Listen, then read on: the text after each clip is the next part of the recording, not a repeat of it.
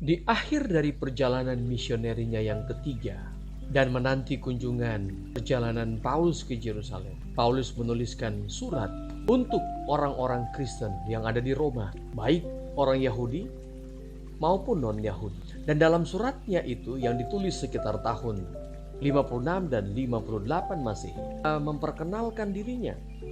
Tetapi juga dia memberikan pendahuluan yang luar biasa. Kita dapat temukan itu dalam Roma pasal 1 ayatnya yang ke-7.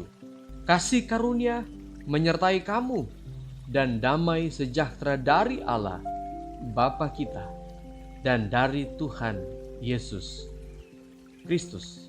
Paulus mengakhiri salamnya kepada jemaat di Roma dan menutupnya dengan 3 kata menjadi pusat atau isi dari pernyataan-pernyataan dalam surat-surat berikutnya untuk umat Tuhan yang ada di Roma. Kata yang pertama dalam kitab Roma 1 ayat 7 adalah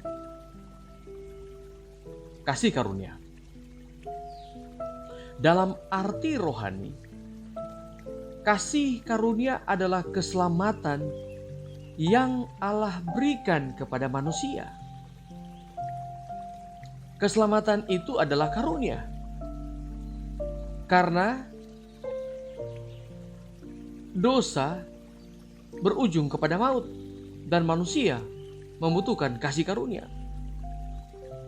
Kasih karunia itu adalah hidup kekal di dalam Kristus Yesus. Artinya bahwa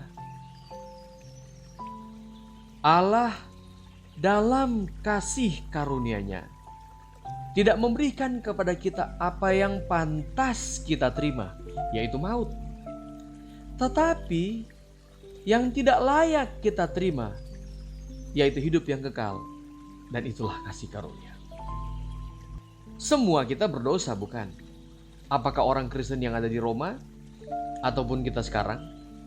Sekali lagi, yang kita terima sekarang ini adalah yang tidak pantas.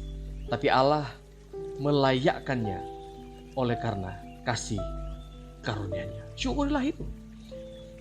Kata yang kedua adalah damai sejahtera.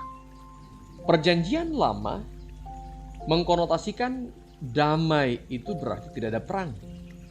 Perjanjian baru, kata damai ini berarti dapat diasosiasikan dengan kata shalom.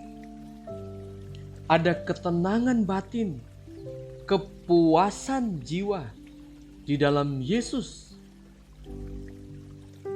Dan sudah menjadi kebiasaan Paulus dalam setiap salamnya, damai sejahtera selalu akan digandeng dengan kata kasih karunia. Kenapa?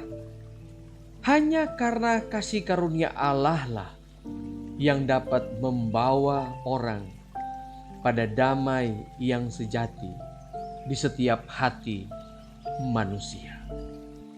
Kata yang ketiga adalah Abah atau Bapa.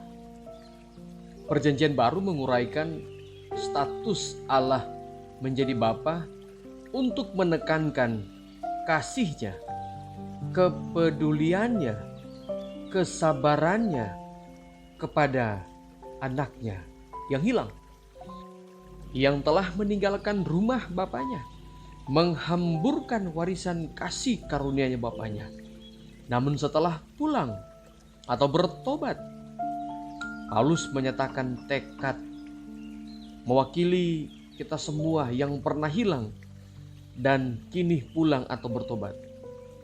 Dalam Roma 8 ayat 38 dan 39. Tidak ada lagi yang dapat memisahkan kita dari kasih Bapa.